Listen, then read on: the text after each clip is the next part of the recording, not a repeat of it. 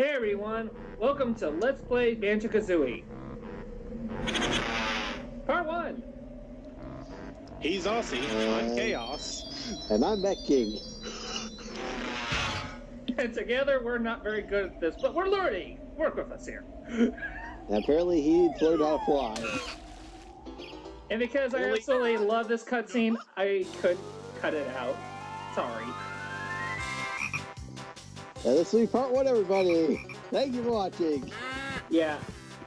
This is probably one of my most memorable N64 titles.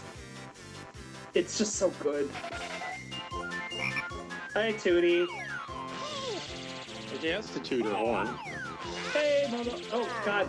Yes, if you couldn't tell by the what Momo just did there, this is the Xbox 360 remake.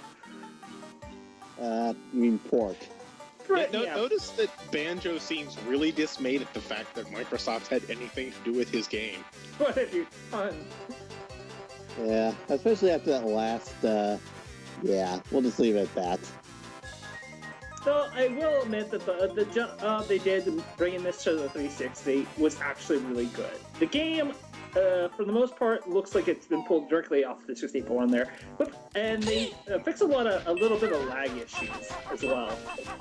The only thing that really is notable is that you can't skip text like you could in the original 64 version. Please tell me you get launched. Ah, darn it. I never figured out what triggered them to do the alternate entrance for those file selects.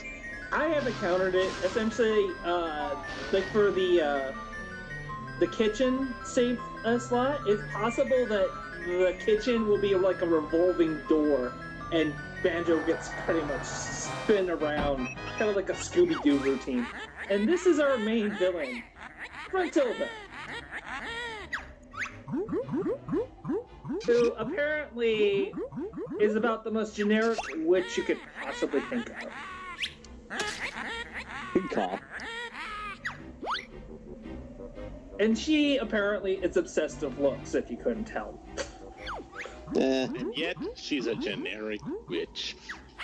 I'll fix that, get an eye looked at. Yeah. It's literally, the plot is literally taken out of Snow White.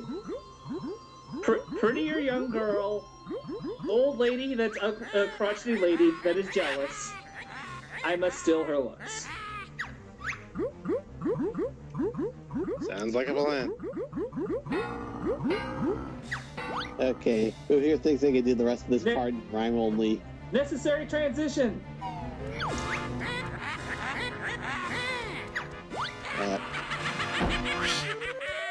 Probably was on the 64. It probably had to load the next section. It had to load the broom, I bet.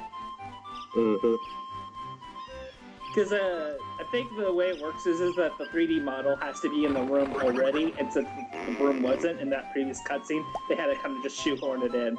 Quick question, what kind of broom is that? I'm in the market for one lately.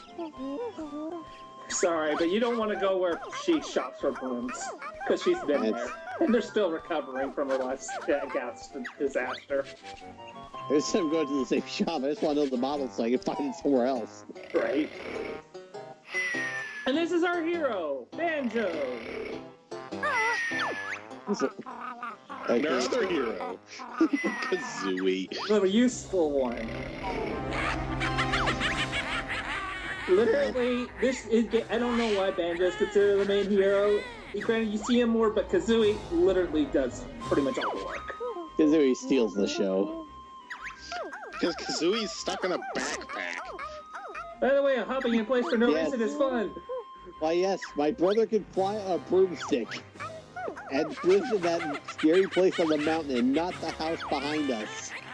Come to me, my little pretty. You'll soon be ugly. What a pity. By the way, Banjo is one heavy sleeper. I slept through worse.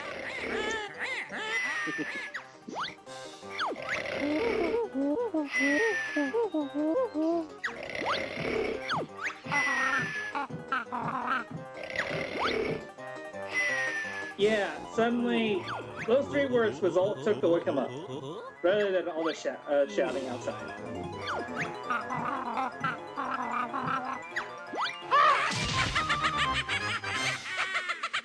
You know, maybe you should consider that you're on a coat hanger before you do that next time. By the way, tutorials! Well, please tell me you at least skip them. Yes. Oh, thank God. For the most part, Bottles here will be your instructor on how to play the game. He'll also give you new moves as you discover them throughout the game. At the beginning, you have a basic moveset. He's kind of like set up this training area, which is called Spiral Mountain. You could choose to go to each of his individual mountain hills so you can kind of go learn how to play on your own, or you could just say, no thanks, I really don't need the tutorial bullshit. Yeah, I still have to give you the tutorials for everything else before you can use it. Pretty much. And of course I say no, because this part would go on forever if I didn't.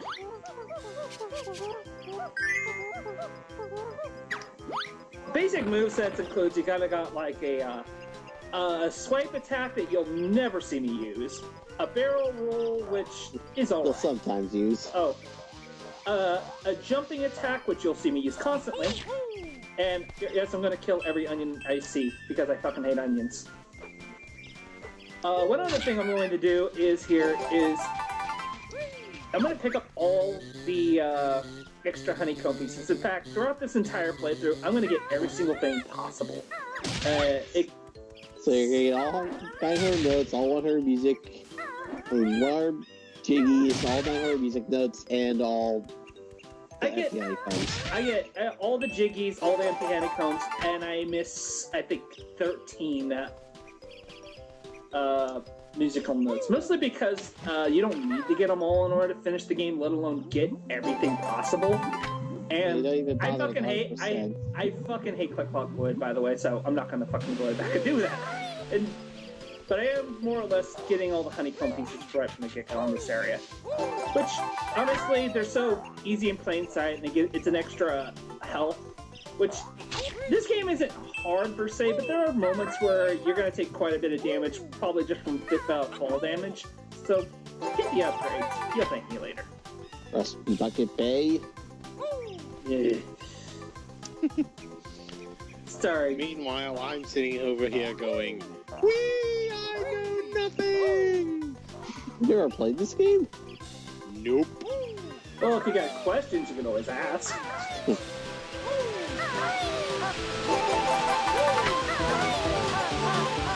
Chaos, ladies and gentlemen. Oh, I failed the jump. In that waterfall is an extra life, which, if you are the kind of or completely unnecessary, if you're the kind of person that likes to save and quit and come back to the game later, your lives reset every single time you do it. So, yeah, pointless. But if you do happen to get a game over in this game, it's pretty embarrassing. It's a truly tragic scene of ugly witch becomes really hot witch, but at the same time your sister becomes ugly, you feel bad. Hi, Bottles. Hi, Steve. Steve's not here. Steve is anyone who you don't want to show up and pops out of the ground. But you have to talk to regardless. Anyways, we're on our way to Gruntilda's lair, which we briefly get to see her in a very cramped... I thought she was going to use... Originally, when I saw this, I thought, why is she using a machine? Isn't she a witch? Use magic, you dumb bitch. Hey, that rhymed. Oh, damn it.